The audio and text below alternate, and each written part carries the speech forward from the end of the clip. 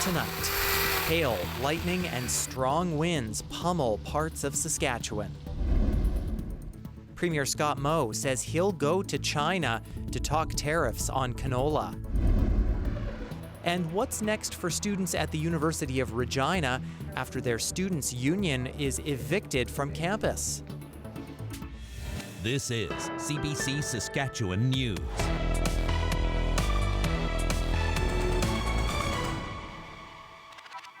It is Thursday, August 21st, and the CBC Saskatchewan News starts right now. I'm Ethan Williams. Thank you for joining us. Parts of Saskatchewan were hit with severe weather Wednesday night, with hail, rain, lightning, and strong winds battering numerous communities. Aliyah Marco Omene has our top story. The skies above Saskatoon were lit up with almost non-stop lightning Wednesday night as an intense series of storms charged across central Saskatchewan. One storm chaser who followed the storm from North Battleford to Saskatoon says it was the strongest and longest one he's seen in years. So whenever you're in that particular part of the storm, it doesn't really rain a lot, it hails only. So all I could hear is this rock hitting my car, but no rain. Sinha says the strobe-like lightning was the strongest he's seen since 2010. Just northeast of the city, one woman says she watched the lightning go on for over 2 hours. The real show was once it passed, because once the leading edge of the cloud went east and north of us, and you got into, I guess, the middle of the storm, and we could just see it. I mean, it was 2 hours non-stop sheet lightning. Lightning that hit the ground rarely, mostly just lightning that was just going off, twisting around. It was just incredible. Further north, communities reported destructive hail. Langham and Radisson, just northwest of Saskatoon, reported hail up to tennis ball sized. I just happened to look out the window and it was black. Our trees were kind of like almost, I want to say like horizontal. The wind was so crazy. So ran upstairs and we started to hear like loud bangs, like literally sounded like gunshots. So we looked out the window and sure enough, like golf ball sized. I want to say the biggest hail that we collected was about 2 inches, like 2 inches around. Environment Canada says it's investigating Wednesday's severe weather events, including reports of funnel clouds near Martensville and north of Humboldt, and wind gusts over 100 kilometers per hour in the Battlefords and Kindersley. Aliyah Marco Omene, CBC News, Regina. A controversial performer is set to take the stage in Saskatoon Thursday evening. U.S. singer Feucht has been touring Canada, but some of his concerts have been canceled because of his controversial views. CBC's Jeremy Warren is at Diefenbaker Park, where Feucht's concert is happening. Jeremy, what's happening there now? Yes, thanks, Ethan. As you might hear, the concert has just started. They're playing on stage right now. There's a sizable crowd watching, and over just outside this fenced-in area, there's a group of protesters. They're starting to make a little bit of noise, some tambourines and chanting and that sort of thing. So it's just underway here, and Feucht is obviously a controversial person touring across Canada right now. He's an American Christian music singer with some controversial comments in the past, things such as saying corporations who support pride events are perverting children, that sort of thing. So protesters are taking issue with him playing in public venues like Diefenbaker Park here. And ultimately, though, the city did not pull the permit, and as you can see, the show is going on. Yeah, and Jeremy, what have you been hearing from those concert goers and the protesters? Yeah, a couple fans of Feucht have said, they're just here to see some positive messages and hear some gospel messaging, and they're excited to see it. They're glad that the show is happening, and protesters are obviously disappointed that they have to protest here. They're saying they're disappointed in the city. Ultimately, The police did a public safety risk and deemed it no safety concern. So that's why the city ultimately let this go on. Despite that, the protesters are here, and the police are also here. There's some circling the fenced-in area and keeping tabs on what's going on, but it's just underway, and right now it seems to be calm, but things might change a little bit later. Okay, thank you, Jeremy. CBC's Jeremy Warren in Diefenbaker Park in Saskatoon. Well, Premier Scott Moe says he will travel to China soon to deal with that country's hefty tariffs on canola. China slapped nearly 76% duties on Canadian canola seed last week, and farmers say the hit is already painful. Aishwarya Duda reports. Yeah, this is very, very serious. Premier Scott Moe says he plans to be in China in the coming weeks to try to talk directly to officials about the new tariffs. And as harvest season begins, farmers are already counting their losses. They are the biggest buyer of our canola seed. So when the 75.8% tariff came about a couple days ago at the onset of harvest, that announcement, impacted our farm with a loss of about $150,000. China claims it's doing this because Canada is dumping cheap canola into their market. But experts say it's happening because Canada imposed 100% tariffs on Chinese electric vehicles last year. Our government started and created, and the industry didn't. I, as a farmer, did not create a trade war, and it has an immediate and dramatic impact on my farm. The new tariffs are supposed to be temporary and will be finalized after a probe into anti-dumping officially wraps up next month. And this isn't the only hit. A 100% tariff is already imposed on canola oil and canola meal. Moe met with federal officials and industry leaders in Saskatoon Thursday. The message that I bring today on behalf of the Prime Minister is that he will be in Western Canada in the next couple of weeks. He has committed to Premier Moe and other Western premiers for convening these discussions with industry stakeholders about the best path and the best action moving forward. Moe says the priority now is restoring market access, not just giving subsidies. He's calling on Ottawa to talk directly with Beijing. Experts say the federal government needs to step up. This morning, Farm Credit Canada announced that they were going to make loans available to farmers affected by tariffs of up to $500,000. So this might indicate that, the federal government's strategy in trying to deal with this is to make more debt available to farmers rather than sitting down and having the dialogue and the conversations that need to be had to really resolve this. So while most of this year's canola crop looks strong for the province, there's growing concern that Saskatchewan farmers may be selling at a loss. Aishwarya Duda, CBC News, Saskatoon. 6 Regina families are now in newly refurbished homes and off the housing wait list. The homes are located in a social housing community with more than 120 different types of units behind Regent Park Shopping Centre. What we're attempting to do, especially in Regina, is realign what the needs are with what we have for inventory and renovate and renew existing housing stock to reflect those needs. And it's something that's been underway for a little while now, and it's work that we're going to continue to do. They were converted from 2 to 6 bedrooms to support larger families. The accessible homes are close to schools and childcare.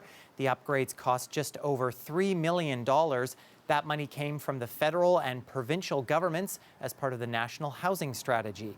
The province says it is also working on similar projects in Saskatoon and Prince Albert to house larger families and seniors. The Saskatchewan Roughriders have had their final practice of the week before heading to Calgary. The Riders take on the Stampeders on Saturday in a battle of the 2 best records in the league. The main concern for the Green and White will be how to stop Stamps QB Vernon Adams Jr.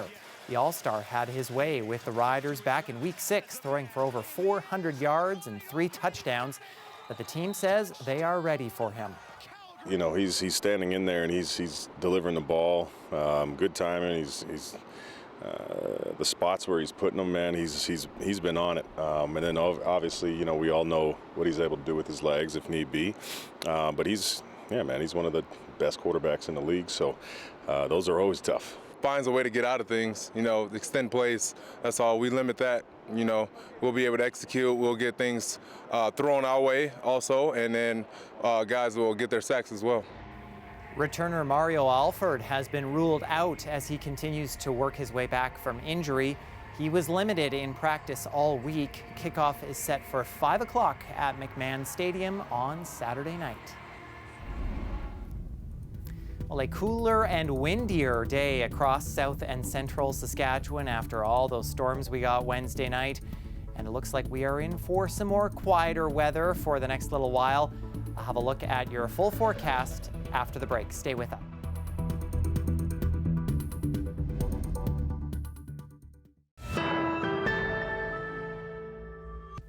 As we've been telling you in the past week, the University of Regina Students' Union has been evicted from campus. It comes after the university stopped collecting fees from students to fund URSU after it found out the organization's finances were in bad shape. So what does this all mean for students attending the U of R this upcoming fall? Well, for some answers, we have reached Justin Patrick. He researches educational leadership structures and policies in Canada. He is now an assistant professor at Wenzhou Kane University in China. Justin, thank you so much for joining us. Thank you for having me. So just how common is it for student unions to get into situations like this? There are a number of issues with student unions and allegations of financial mismanagement.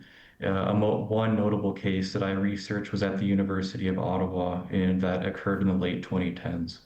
So the university did something very similar to what the University of Regina is doing now. And after this kind of step in the process, or the equivalent, the University of Ottawa organized a referendum in which students voted between the old student union to continue using it and a new student union that students from the grassroots had proposed. So the new student union won the referendum and became the new representative body for students on the University of Ottawa campus. So what steps need to happen now with URSU that they've been told that they can no longer operate? I think that the next steps for, the university would be to make sure that whatever happens next, that the students are using their democratic voice to determine what happens, right? So a referendum option like what happened at the University of Ottawa might be one way to do that. And maybe that would involve URSU having the opportunity to campaign to students, say, here's why you should stick with us as the organization that represents you, and give students the opportunity to propose ideas for new organizational structures to represent them going forward. How common is it that a post-secondary institution doesn't have a formal student representative body? Because at least going into fall, that's the way it kind of looks like right now at the U of R. In Canada, I believe it's very rare. There might be some exceptions. Perhaps the Royal Military College of Canada, you might need to fact check that. But usually democratic representation of students is a long-standing practice in Canada going back over 100 years. What are some of the risks for students of not having a representative body like URSU in place, especially as they go back to school? So there are three main functions of a student union at the post-secondary level in Canada. So the first one, as is likely known, is representation. So if there's ever something where the university and students disagree, students can use their collective voice, their collective resources to advocate for their interests. In Canada, student unions have even been able to challenge governments and other non-student entities in court to just make sure that justice is served in the students' best interests. The second purpose is to provide services, so not having to rely on the university, but the students themselves taking action to improve their experience on campus and to improve their quality of life. So student unions across Canada would run services like food banks, health insurance, subsidized transit programs that could make the difference between whether a student can successfully graduate. The third purpose would be to build a sense of community and to provide high quality extracurricular activities. So going beyond the course curricula to ensure that students can meet their learning goals and needs and do it in a very holistic way and to make sure that the soft skills, the extracurricular opportunities are high quality and also to ensure that there's a sense of community, that students care about one another, care about their campus. So if there is ever a need to take collective action in a serious emergency, students could do so, as they did, for example, in Quebec during the Maple Spring protests. All right, Justin, thank you so much for this. Thank you so much. Justin Patrick studies educational leadership structures and policies in Canada. He is an assistant professor at Guangzhou Cain University in China.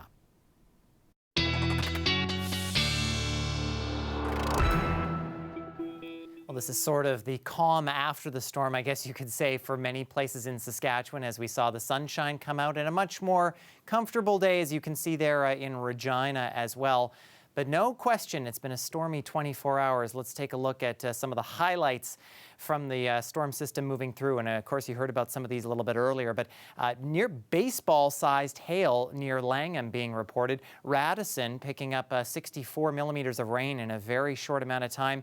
Very gusty conditions. That's winds that are similar to an EF1 tornado in North Battleford and Kindersley. Speaking of, though, we do have reports of funnel clouds in the Martensville and Humboldt areas, but nothing tornado-wise has been confirmed by Environment and Climate Change Canada. We also know that, of course, there was a lot of lightning in the Saskatoon area, and Environment Canada has kept lightning stats in the Saskatoon region back to 2013. We know that from last night's system, there were over 5,700 lightning strikes in Saskatoon. That is the second highest number of strikes from a storm going back to 2013. The kind of biggest event, I guess you could say, was back in May of 2022, where we got over 7,000 lightning strikes. The average number of strikes from May to September is just over 16,000. So far in 2025, we are above that average of hitting about 17,000. That is the most, by the way, since 2019, when we had over 30,000 lightning strikes. But the storm is out of the way now, or the storms, I guess I should say. There were multiple storms that moved through, and we are now looking at some cooler temperatures on the other side of this. A nice, comfortable day for many of us across the province. And that is due in part to this low pressure system, which is churning its way through northern Saskatchewan, bringing some pretty heavy rain to the north, where rainfall warnings remain in place for places like Cree Lake and Pelican Narrows. Totals 40 to 60 millimeters by Friday morning is what we're looking at in that part of the province. That system, again, going to be moving out as we get into the early part of Friday. We'll see some lingering cloud cover and maybe a few sprinkles along the eastern side of the province as we get into Friday afternoon. But then high pressure starts to move in, and this really quiets down the weather for us in the province over the weekend and into next week, save for a little bit of cloud cover moving through northern Saskatchewan. If you're along that Manitoba border and in eastern sections of the north, we're looking for, could be another, I would say, maybe 15 to 25 millimeters of rain, especially overnight as we head into Friday. Before that system gets out of here. But it's going to continue to be windy as that low pressure system moves its way out, with gusts still 50 to 60 as we get into early Friday before they start to taper off. Otherwise, though, looking at some pretty seasonal conditions for the weekend in Regina before things heat up again as we head into next week. And sunshine, a big theme in Saskatoon. We'll see those gusty winds come to an end for Friday afternoon, before, again, temperatures start to warm up again into next week, and those overnight lows start to get back into the mid-teens.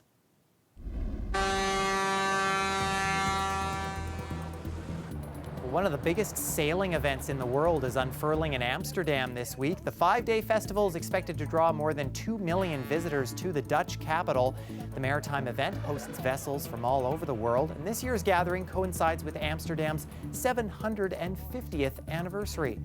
Stay with us. We have more news and a final look at the forecast after the break.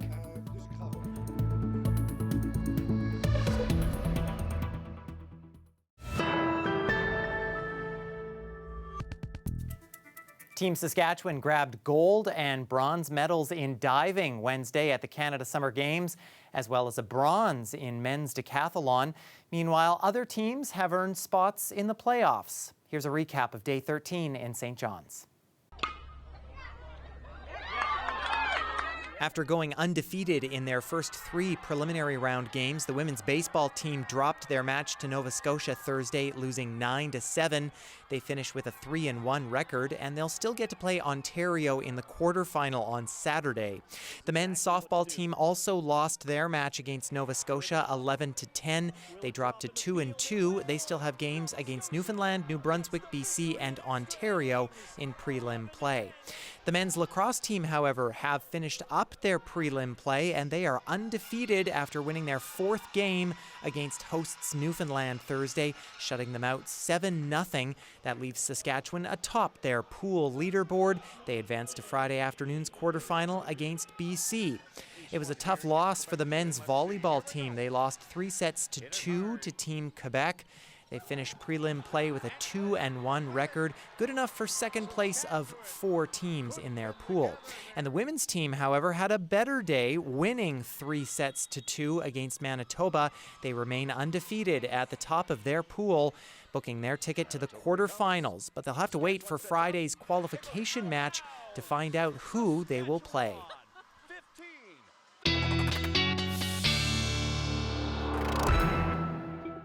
Well, we will finally have a night here where you can likely open up the windows and cool off, especially if you're in southern Saskatchewan, as we see those clouds staying out of the way. The northern grain belt and some central regions could see a few rumbles of thunder this evening before things start to clear away. Northern Saskatchewan, of course, especially in eastern sections, another 10 to 15, maybe 20 millimeters of rain going overnight. And by the time we get to Friday morning, though, I think that's going to start to move away. Some clearing in western sections, but the best we'll do temperature-wise is probably the mid-teens for many locations. Going to be a bit of a cloudy start if you're in central areas, and by the time we hit the afternoon, though, through much of the province, the clouds will start to clear out. Still going to be on the windy side of things, though, but temperatures will be fairly nice for many of us. A bit chillier if you're in eastern sections into those mid to upper teens, but overall a nice end to the work week after what has been a very hot week. And that is our news for this Thursday. For more news anytime, you can head to our website or YouTube channel, and you can also download the CBC News app on your smartphone or tablet. Thanks so much for watching.